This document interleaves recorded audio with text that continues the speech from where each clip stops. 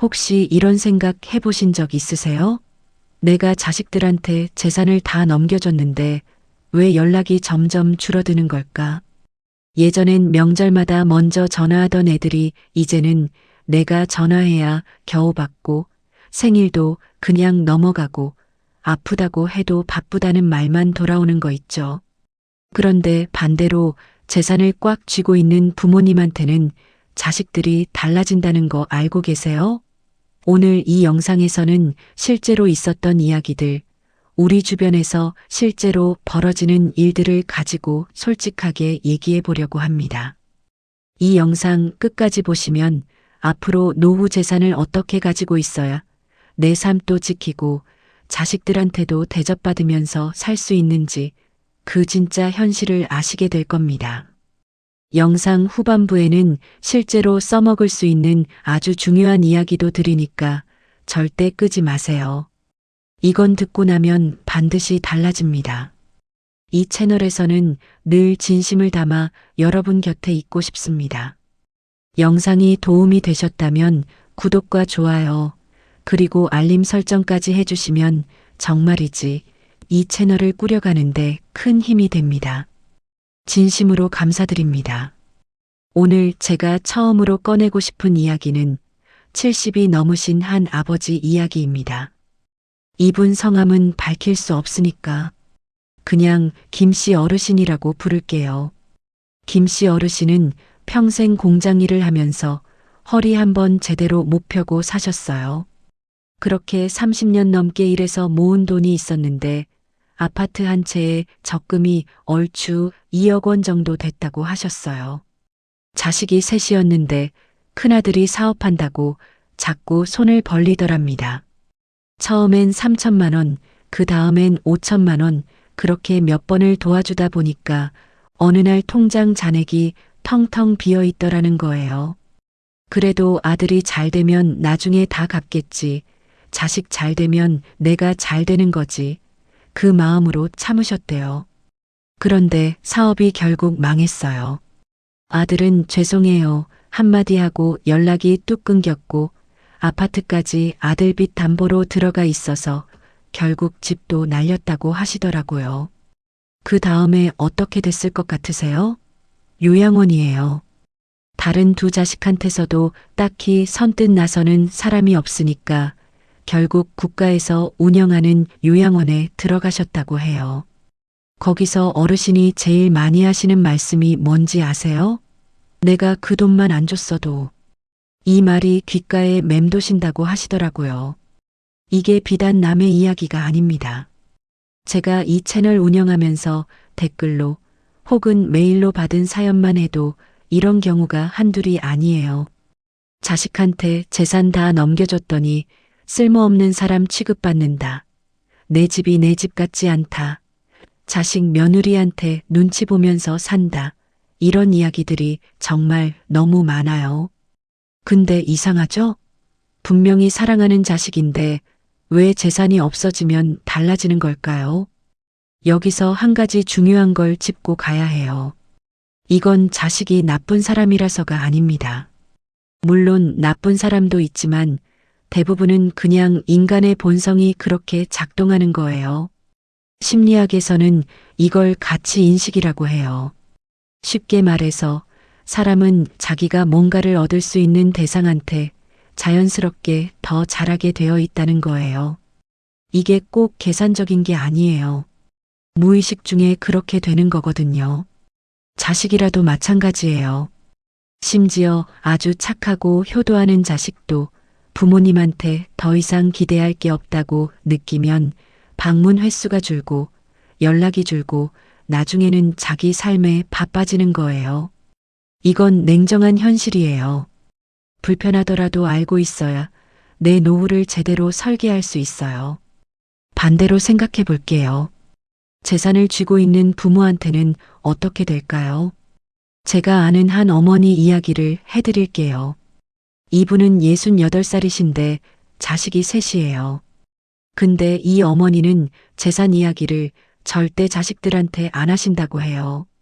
아파트가 있는 것도 알고 적금이 있는 것도 알고 임대 수입이 조금 있는 것도 알지만 정확히 얼마가 있는지는 자식들이 모른대요. 어머니가 일부러 그렇게 하신 거예요. 말씀을 딱 이렇게 하셨어요. 내가 죽기 전에는 아무것도 안 줄 거야. 그러나 너희가 잘 사는 거 보고 싶으면 용돈은 줄 수 있어. 근데 재산은 내 거야. 이렇게 딱 선을 그으셨대요. 그랬더니 어떻게 됐을 것 같으세요? 자식 셋이 다 잘 온대요. 명절은 당연하고 한 달에 두세 번은 꼭 들러서 밥도 같이 먹고 어머니 건강검진도 챙기고 집수리 같은 거 있으면 아들이 알아서 해주고 어머니가 웃으시면서 하신 말씀이 뭔지 아세요? 내가 돈을 쥐고 있으니까 자식들이 나를 함부로 못하더라고. 이게 씁쓸하게 들리실 수도 있어요. 근데 이게 현실이에요. 그리고 이 어머니는 씁쓸해하지 않으세요. 왜냐하면 어차피 자식들이 오고 같이 웃고 밥 먹고 그러면 그게 행복한 거라고 하시거든요. 자, 이제 좀 더 구체적인 이야기로 들어가 볼게요. 노후의 재산을 어떻게 해야 하는지에 대해서 많은 분들이 막연하게 알고 계시는데 제가 오늘 실제 사례들을 통해 정말 중요한 이야기들을 드리려고 합니다. 먼저 가장 흔한 실수 이야기부터 해드릴게요. 가장 많이 보이는 실수가 뭐냐면요. 자식 결혼할 때 집 사준 거예요. 아들 결혼할 때 아파트 사줬어요. 이게 사랑이잖아요. 내 자식 고생하는 거 보기 싫고 빨리 안정되었으면 하는 마음에 10억, 2억, 3억을 탁 내놓는 거죠. 근데 이게 재산이 한꺼번에 빠져나가는 거잖아요. 그러면 그 다음부터 부모 입장에서는 그냥 평범한 노인이 되는 거예요. 자식 입장에서도 이미 받은 거니까 더 이상 뭔가 기대하는 게 없어지는 거고요. 그게 꼭 나쁜 의도가 아니더라도 자연스럽게 연락이 줄고 집에 덜 오게 되고 그러는 거예요. 그 다음 실수가 뭐냐면 사업 자금 빌려주는 거예요. 근데 부모 자식 간에는 빌려주는 게 그냥 주는 거나 마찬가지예요. 갚겠다고 했어도 갚는 경우가 거의 없어요. 어떤 통계를 보면 부모한테 빌린 돈을 완전히 갚은 자식이 전체의 20%도 안 된다는 조사 결과도 있어요. 처음엔 조금씩 갚다가 사업이 힘들어지면 연락이 뜸해지고 결국 흐지부지 되는 경우가 대부분이에요. 세 번째 실수는 증여를 너무 일찍 하는 거예요. 살아있는 동안에 증여를 하면 세금 혜택이 있는 건 맞아요. 근데 그거 아끼려다가 살아있는 동안 내 생활이 팍팍해지는 거예요. 증여하고 나서 내 통장이 비어버리면 나는 어떻게 살아요? 매달 생활비가 부족해서 자식한테 손 벌려야 하는 상황이 오는 거예요. 그러면 관계가 역전돼요. 내가 자식한테 부탁하는 입장이 되는 거거든요. 이게 얼마나 불편한 상황인지는 직접 겪어보신 분들은 아실 거예요. 자, 그러면 어떻게 해야 하느냐? 정답부터 말씀드릴게요. 재산을 지키되 쓸 건 쓰면서 사세요. 그리고 자식들한테는 언제까지나 줄 수 있는 사람으로 남아 계세요. 이게 핵심이에요. 제가 이걸 좀 더 풀어드릴게요. 재산을 지키는 건 인색하게 구는 게 아니에요. 내 노후의 존엄을 지키는 거예요. 돈이 없는 노인은 어디서나 약자가 돼요. 병원에서도, 가족 안에서도, 사회 안에서도요. 이건 슬프지만 현실이에요. 반대로 돈이 있는 노인은 선택권이 있어요. 아프면 좋은 병원 갈 수 있고, 여행 가고 싶으면 갈 수 있고, 자식이 무례하게 굴면 그 자식 안 봐도 돼요. 이 선택권이 노후에 얼마나 중요한지 모르세요. 이걸 좀 더 구체적으로 설명해 드릴게요. 제가 알고 있는 한 어르신, 72살 남자 어르신인데요. 이분은 자식이 둘이에요. 큰아들은 서울에, 작은 딸은 부산에 살고 있는데 이분이 뭘 하고 계시냐면요. 아파트를 담보로 월 200만 원씩 나오는 주택연금을 받고 계세요. 그리고 국민연금 85만 원이 나오고 또 따로 가지고 계신 금융상품에서 한 달에 70만 원이 나와요. 합치면 한 달에 355만 원이 들어오는 거잖아요. 여기서 생활비 200만 원 쓰시고 나머지는 다 모으신대요. 근데 이분이 자식들한테 어떻게 하시냐면요. 가끔씩 분기에 한 번 정도 자식들 만날 때 50만 원짜리 용돈 봉투를 탁 주신대요. 아버지가 이번 달에 돈이 좀 남았네. 이거 받아라. 이러시면서요. 그러면 자식들이 어떻게 반응할 것 같으세요? 좋아하죠. 근데 그것보다 더 중요한 게 뭔지 아세요? 자식들이 아버지는 아직도 여유가 있으시구나라는 인식을 갖게 되는 거예요. 그러면 자연스럽게 아버지를 함부로 대할 수가 없어요. 언제 또 뭔가 받을 수 있을지 모르니까요. 이게 냉정하게 들릴 수 있지만 이게 인간의 심리예요. 이 어르신이 하신 말씀이 기억에 남아요. 자식한테 다 줬다가 불쌍한 노인 되지 말고 끝까지 줄 수 있는 사람으로 살아야 해. 그게 자식도 살리고 나도 사는 거야. 이분 말씀에 저도 속으로 많이 공감했어요.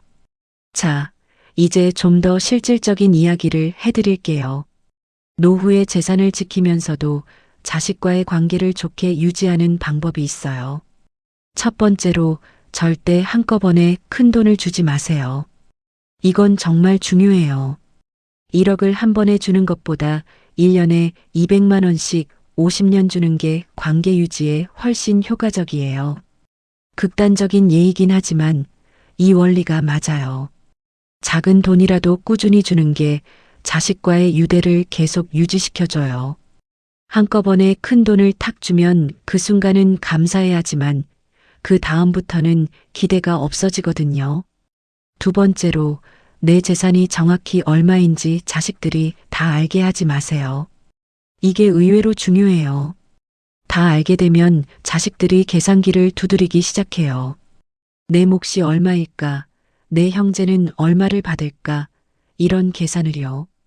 그러면 관계가 복잡해지고 형제들끼리 갈등이 생기기도 해요. 부모님은 그 갈등의 중심에 서게 되고 굉장히 피곤한 상황이 만들어져요. 재산은 대략적으로만 알게 하는 게 훨씬 낫습니다. 세 번째로 자녀들 간에 재산 차별을 하지 마세요. 한 자식한테만 더 주거나 특별히 편애하는 게 드러나면 그때부터 자식들 간의 관계가 망가지고 그 화살이 결국 부모한테 돌아와요. 아들, 딸, 첫째, 막내 상관없이 공평하게 해야 해요. 물론 처지가 다를 수도 있어요. 경제적으로 더 힘든 자식이 있을 수도 있고 더 자주 오는 자식이 있을 수도 있죠. 근데 재산만큼은 공평하게 계획을 세워두는 게 나중에 탈이 없어요. 네 번째로 가장 중요한 건데요. 내 생활비부터 먼저 확보해 놓으세요. 이게 제일이에요. 자식 도와주고 싶은 마음은 이해해요. 근데 내 노후 생활비 먼저 확보해 두지 않으면 나중에 내가 정말 힘들어졌을 때 자식한테 손 벌려야 하는 상황이 와요. 그게 제일 자존심 상하는 일이에요.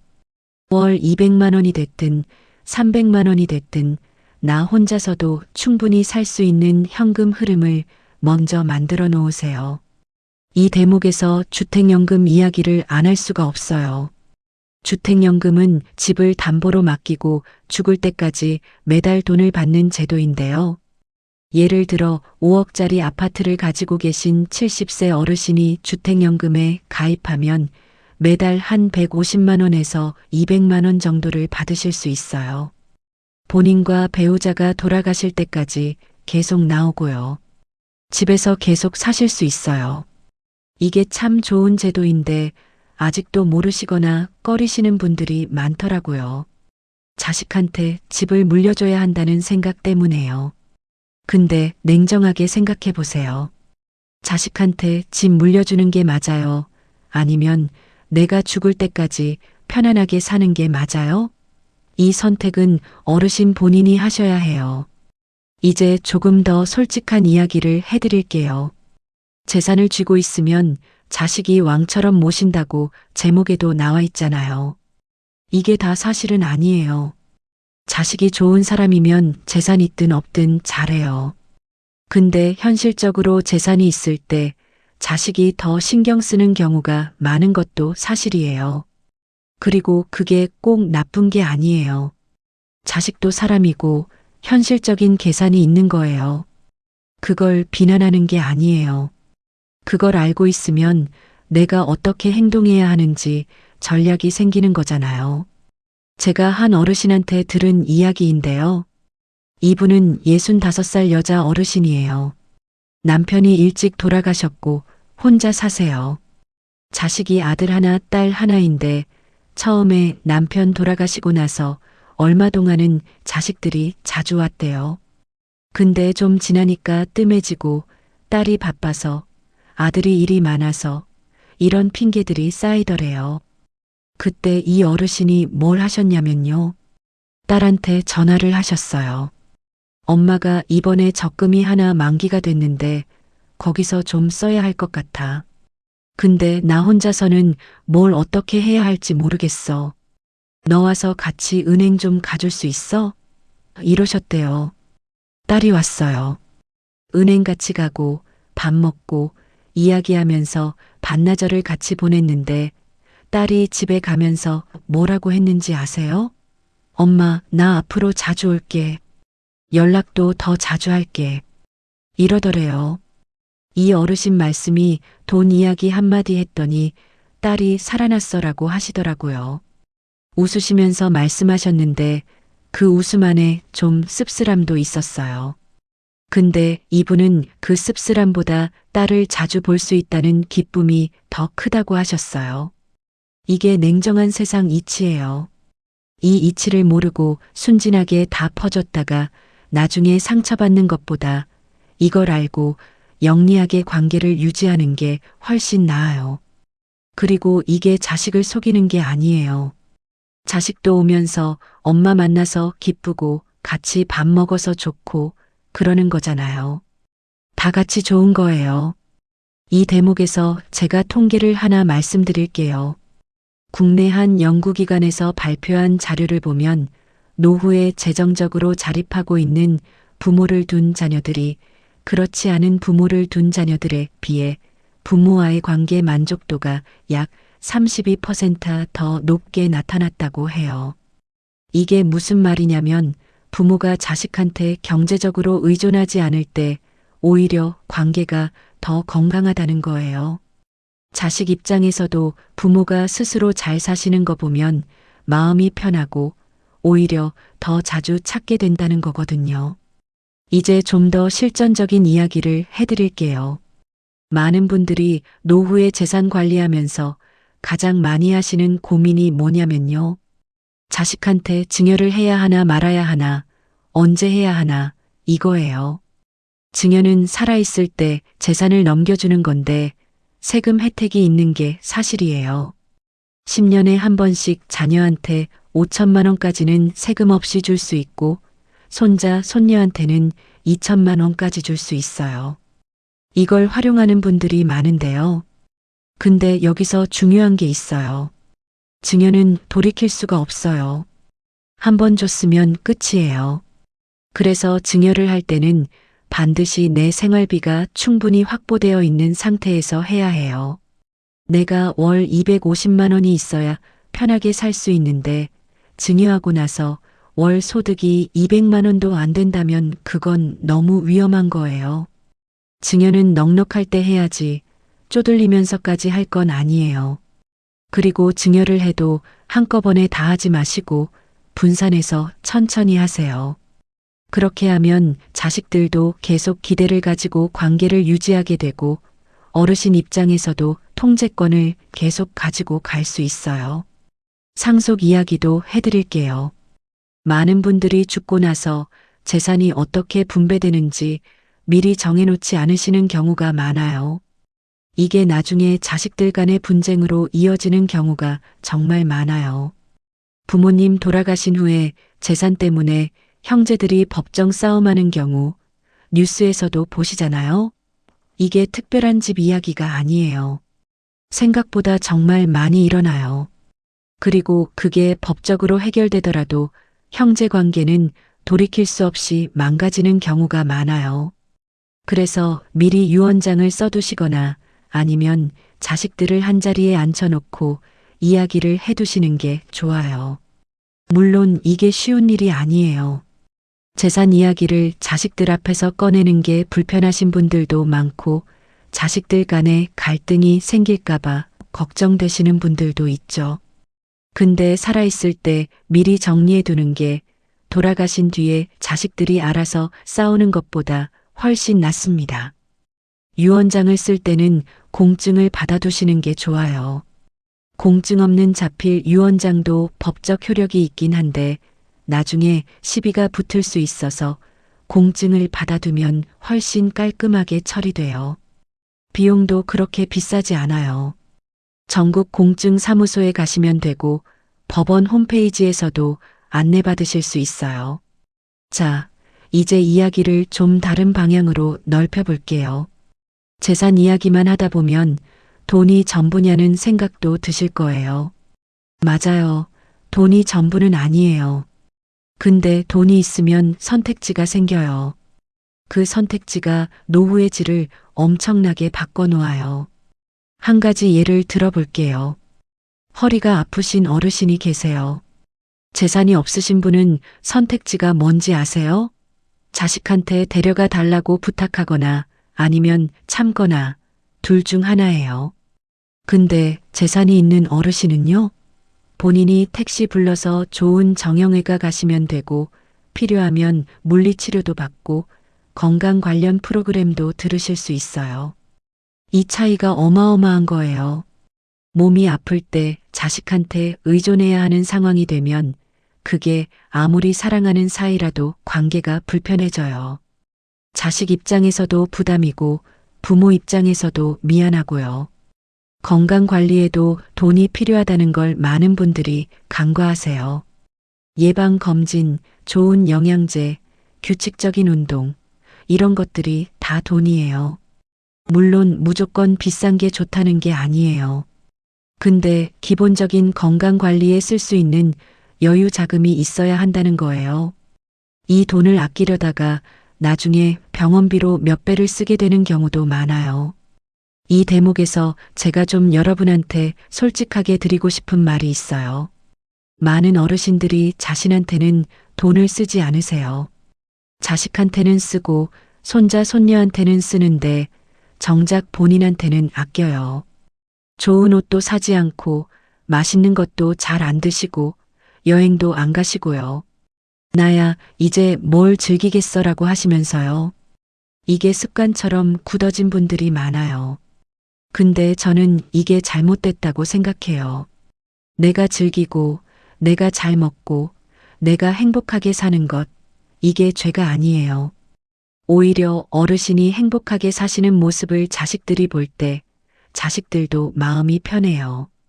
부모가 늘 힘들고 희생하는 모습만 보여주면 자식들 입장에서는 그 기대치를 맞춰야 한다는 부담도 생기고 죄책감도 생겨요. 차라리 나는 잘 살고 있어. 너희는 너희 삶 잘 살아라는 메시지를 주는 게 관계가 더 건강해요. 이 이야기를 하다 보니까 또 생각나는 사례가 있어요. 제가 아는 한 어르신 부부인데요. 두 분 다 70 초반이신데 퇴직하시고 나서 1년에 2번씩 해외여행을 가세요.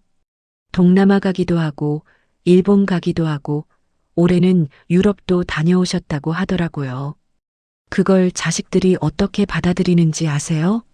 처음에는 부모님이 저렇게 돈 쓰셔도 되나라고 걱정을 좀 했대요. 근데 나중엔 자식들이 오히려 자랑스러워 하더랍니다. 친구들한테 우리 부모님 이번에 유럽 다녀오셨어라고 이야기하면서 뿌듯해 하더래요.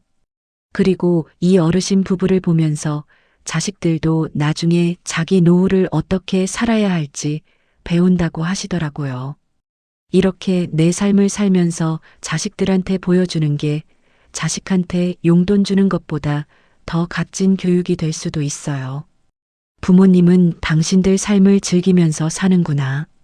우리도 그렇게 살 수 있구나라는 걸 자식들이 보고 배우는 거잖아요. 다시 본론으로 돌아올게요. 재산을 지키는 것과 관련해서 사기 피해 이야기를 안 할 수가 없어요.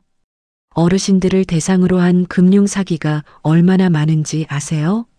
경찰청 자료를 보면 보이스피싱, 투자 사기 피해자 중에서 60대 이상이 차지하는 비율이 매년 늘고 있어요.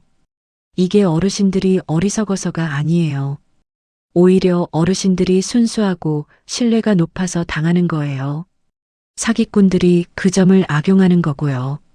아들인 척, 검사인 척, 금융감독원 직원인 척, 요즘은 카카오톡 문자로도 오고 전화로도 오고 갈수록 수법이 정교해지고 있어요. 그래서 꼭 기억해 두셔야 하는 게 있어요. 금융기관, 검찰, 경찰은 절대로 전화로 돈 이체를 요구하지 않아요. 전화로 지금 당장 돈을 이체해야 합니다라는 말이 나오면 그건 100% 사기예요. 의심스러우면 전화 끊고 자식한테 연락하거나 금융감독원 콜센터 1332에 전화하세요. 그리고 지인이 권유하는 투자도 조심하셔야 해요.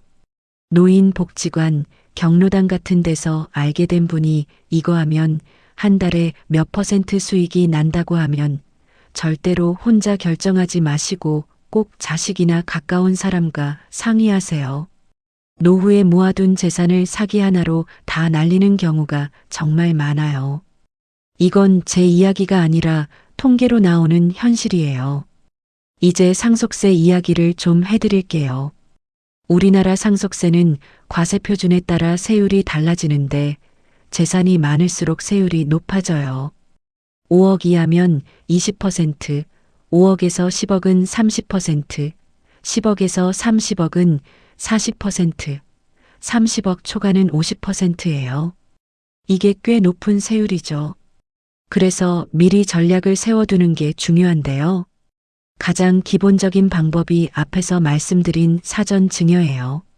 10년 단위로 자녀에게 5천만 원씩 비과세 증여를 해두면 나중에 상속세 부담을 줄일 수 있어요. 그리고 배우자가 있는 경우 배우자에게는 6억 원까지 상속 공제가 돼요. 그래서 부부 사이에서도 미리 재산을 어떻게 배분할지 계획을 세워두는 게 중요해요. 이런 복잡한 세금 문제는 세무사나 법무사 상담을 꼭 받아보시길 권해드려요. 한번 상담에 5만 원, 10만 원 쓰는 게 나중에 세금으로 수천만 원 더 낼 수 있는 걸 막아주거든요. 이 비용은 절대로 아끼면 안 돼요. 이제 좀 다른 이야기를 해볼게요. 노후에 재산을 지키는 것만큼이나 중요한 게 있어요. 그게 뭔지 아세요? 바로 관계 자산이에요. 돈도 중요하지만 노후에 혼자서 외롭지 않으려면 사람들과의 연결이 있어야 해요. 친구, 이웃, 지역 공동체 같은 거요. 많은 어르신들이 퇴직하고 나서 집에만 계시는 경우가 있어요. 사회적 관계가 갑자기 줄어들면서 외로움을 많이 느끼시는 거죠. 이게 우울증으로 이어지는 경우도 있고 건강에도 안 좋은 영향을 준다는 연구도 있어요. 하버드 대학교에서 수십 년간 진행한 장수 연구에 따르면 건강한 노후를 사는 가장 중요한 요인이 돈도 운동도 아니고 좋은 인간관계라는 결과가 나왔어요. 가까운 사람들과 연결되어 있다는 느낌이 있는 사람이 더 오래, 더 건강하게 산다는 거예요. 그래서 지역 노인 복지관, 문화센터 같은 곳에 나가셔서 취미 활동도 하시고 사람들과 어울리시는 게 정말 중요해요. 돈이 있어야 이런 것도 할 수 있죠? 강습비, 재료비, 나갈 때 교통비, 밥값, 이런 것들이 다 돈이거든요. 그러니까 내 여가 생활, 사회 활동을 위한 비용을 미리 예산에 넣어두세요. 이게 아끼면 안 되는 돈이에요. 이 이야기를 하다 보니까 또 하나 중요한 게 생각났어요. 노후에 혼자 사시는 분들, 특히 배우자를 먼저 보내신 분들은 정말 많이 힘드세요. 이분들한테는 재산도 중요하지만 일상적인 연결이 더 중요할 수 있어요. 매일 통화해주는 자식, 일주일에 한 번 밥 먹는 친구, 이런 관계들이 살아갈 힘을 줘요. 그리고 재정적으로 자립되어 있으면 이런 관계를 유지하기도 훨씬 쉬워요. 자식한테 부담 주지 않고 독립적으로 살 수 있으니까 관계가 더 편안해지는 거거든요. 자, 그럼 이쯤에서 아주 현실적인 이야기를 해드릴게요. 노후 재산 관리에 있어서 제가 생각하는 가장 중요한 원칙 몇 가지를 정리해 드릴게요. 이건 제가 수많은 어르신들의 이야기를 들으면서 그리고 전문가들의 의견을 정리하면서 나온 거예요. 첫 번째 원칙은요. 내 생활비는 내가 해결하는 구조를 만드세요. 국민연금, 주택연금, 임대 수입, 금융상품 이자 등등을 합쳐서 내 최소 생활비가 나오도록 구조를 만드는 게 제일 중요해요. 이 구조가 완성되면 자식한테 손 벌릴 일이 없어지고 자식도 부담이 없어지고 관계가 훨씬 편안해져요. 두 번째 원칙은요. 비상금을 항상 갖고 계세요. 나이 드시면 갑자기 큰 돈이 필요한 일이 생길 수 있어요. 건강 문제, 주거 문제, 예상치 못한 지출 같은 거요. 적어도 1년치 생활비 정도는 언제든지 쓸 수 있는 형태로 가지고 계셔야 해요. 이게 있으면 갑자기 힘든 상황에서도 당황하지 않아도 되고 자식한테 급하게 손 벌리지 않아도 돼요. 세 번째 원칙은요. 재산 목록을 정리해 두세요. 내가 가진 것들, 통장, 부동산, 보험, 주식 같은 것들을 목록으로 만들어 두고 가장 믿을 수 있는 한 사람에게 그 목록을 알려두세요. 배우자가 있으면 배우자가 제일 좋고요. 만약 혼자 계신다면 자식 중 한 명, 혹은 가장 믿을 수 있는 사람이요. 이게 없으면 나중에 내가 갑자기 쓰러지거나 했을 때 아무도 모르고 재산이 흩어질 수 있어요. 네 번째 원칙은요. 노후 재산을 지키는 게 자식을 위한 일이기도 하다는 걸 기억하세요. 내가 재정적으로 든든하면 자식이 나를 부양하는 데 드는 경제적, 심리적 부담이 줄어요. 그러면 자식도 자기 삶을 더 잘 살 수 있고 나한테도 더 잘해줄 여유가 생겨요. 이게 다 연결되어 있어요. 그리고 마지막으로 드리고 싶은 이야기가 있어요. 노후의 재산을 지키는 게 무서운 일처럼 들릴 수도 있어요. 자식과의 관계를 재산으로 유지한다는 게 쓸쓸하게 느껴지실 수도 있고요. 근데 이렇게 생각해 보세요. 재산이 있다는 건 내가 살아온 삶의 증거잖아요. 평생 열심히 일하고 아끼고 저축해서 만들어 온 결실이잖아요. 그 결실을 잘 지키는 게 내 삶을 제대로 마무리하는 거예요. 그리고 그 결실이 있을 때 자식들도 나를 더 존중한다면 그건 나쁜 일이 아니에요. 인생이 원래 그렇게 돌아가는 거예요. 제가 오늘 이야기한 것들이 불편하게 느껴지셨던 분들도 계실 거예요. 자식을 믿어야지 왜 이렇게 세상을 삐딱하게 바라고 하실 수도 있어요. 맞아요. 세상엔 정말 효도하는 자식들이 많아요. 재산이 없어도 부모님 잘 챙기는 자식들 정말 많아요. 그분들을 폄하하려는 게 아니에요. 다만 현실을 제대로 알고 나서 내 노후를 설계하는 게 아무것도 모르고 착하게만 사는 것보다 나을 수 있다는 말씀을 드리고 싶었어요. 어떤 상황에서도 내 삶을 스스로 지킬 수 있는 힘, 그게 노후에 가장 필요한 거예요. 그 힘의 큰 부분이 바로 재정적 자립에서 나와요. 재산을 지키는 게 노후의 존엄을 지키는 거고 그 존엄이 있을 때 자식도 나를 존중해요. 이 사실을 오늘 다시 한번 마음에 새기셨으면 좋겠어요. 그리고 한 가지 더요. 이 영상을 보시고 나는 이미 재산을 다 줬는데 어떡하지라고 걱정하시는 분들도 계실 거예요. 그분들께 드리고 싶은 말씀은 지금부터라도 남은 재산을 잘 지키시면 된다는 거예요. 이미 준 건 이미 준 거고 남은 것부터 잘 관리하면 돼요. 그리고 재산이 없더라도 자식과의 관계를 다시 만들어가는 방법이 있어요. 그 이야기는 또 다른 영상에서 해드릴게요. 오늘 영상에서 제가 하고 싶었던 핵심은 딱 하나예요. 내 노후는 내가 지켜야 한다는 거예요. 자식한테 기대지 마세요. 자식도 자기 삶이 있어요. 그리고 내가 스스로 설 수 있을 때 자식도 나한테 더 잘해요. 이게 아이러니 같지만 현실이에요. 그러니 오늘 이 영상을 보셨다면 내일 당장 통장을 한번 열어보시고 내 노후 생활비가 얼마나 되는지 계산해 보세요. 그게 오늘 할 수 있는 가장 중요한 한 걸음이에요. 오늘 저랑 긴 이야기 함께 해주셔서 정말 감사해요. 오늘 제가 드린 이야기들이 혹시 조금이라도 마음에 닿으셨다면 정말 다행이에요. 노후의 재산을 지키는 게 차갑거나 계산적인 게 아니에요. 그게 바로 내 삶을 끝까지 내 손으로 이끌어가는 용기 있는 선택이에요. 자식을 사랑하기 때문에 자식한테 부담을 주지 않기 위해서, 그리고 내 노후를 당당하게 살기 위해서 재산을 지키는 거예요. 오늘 이 영상을 보셨다면 내일 딱 하나만 해보세요. 내 월 수입과 월 지출을 종이에 써보세요. 그것만으로도 노후 준비의 시작이에요. 다음 영상에서는 노후에 재산 없어도 자식과 관계 잘 유지하는 방법에 대해서 이야기해 드릴 예정이에요. 기대해 주시고 오늘도 건강하고 행복한 하루 보내세요. 진심으로 감사합니다.